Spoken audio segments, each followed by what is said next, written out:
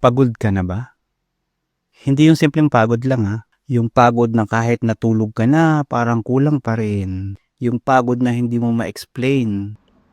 Hindi mo masabi kung saan galing. Pero ramdam mo buong araw. Kung ganun ka ngayon, upo ka muna at makinig.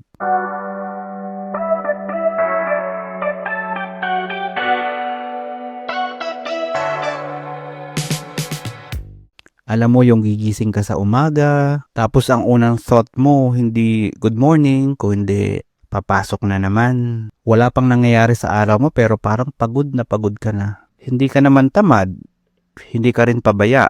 Pagod ka lang talaga. Pagod ka sa trabaho na paulit-ulit, pagod ka sa expectation ng ibang tao, pagod ka sa kakaisip kung tama pa ba yung ginagawa mo. Pagod ka maging strong, pagod ka umintindi, pagod ka mag-adjust. At ang pinakamahirap, yung pagod na hindi mo masabi kahit kanino. Kasi feeling mo, dapat kayanin ko to. Kasi ganun tayo pinalaki.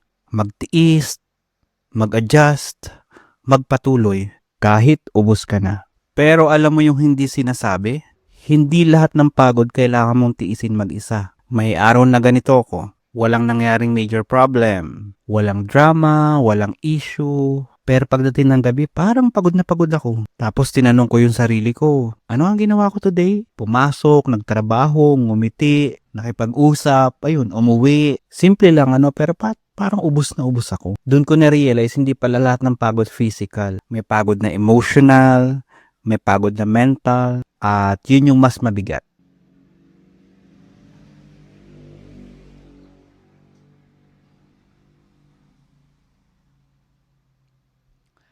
Kung yan yung nararamdaman mo today, hindi ka tamad hindi ka mahina.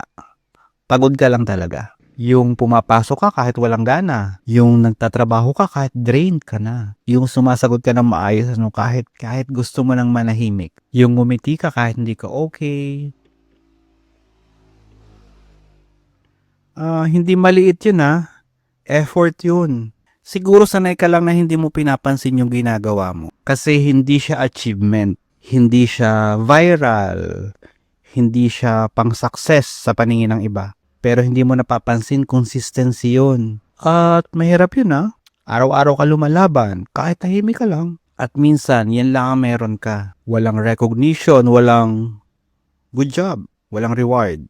Ikaw lang at yung pagod mo. Kaya kung walang nagsasabi sa'yo nito ngayon, ako na magsasabi Maraming salamat. Salamat kasi pumapasok ka pa rin. Salamat kasi hindi ka sumuko. Salamat kasi kahit pagod ka na, gumagawa ka pa rin. At hindi lahat kaya yun Hindi lahat umaabot sa ganito. Hindi mo naman kailangan ayusin lahat ngayon. Hindi mo kailangan maging okay agad. Hindi mo kailangan magmadali.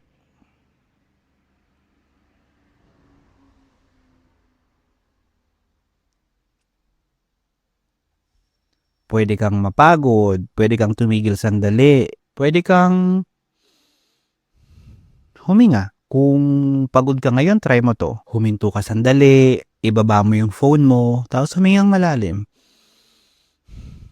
Hindi para maging productive kundi para maalala mo lang na buhay ka pa. Minsan, hindi mo kailangan ng advice, hindi mo kailangan ng solusyon, kailangan mo lang ng pahinga at ng tao na magsasabi sa'yo na okay lang mapagod. Kung pagod ka ngayon, hindi ka nag-iisa. Marami tayo. Tahimik lang. Pero lumalaban pa rin. Kung nakaabot ka dito sa puntong to ng aking video, maraming salamat sa panonood At kung gusto mo mag-comment, comment ka lang ng pagod. Hindi para humingi ng tulong, kundi para ipaalala sa sarili mo na kahit pagod ka, tuloy ka pa rin. At minsan, sapat na yon. Kape?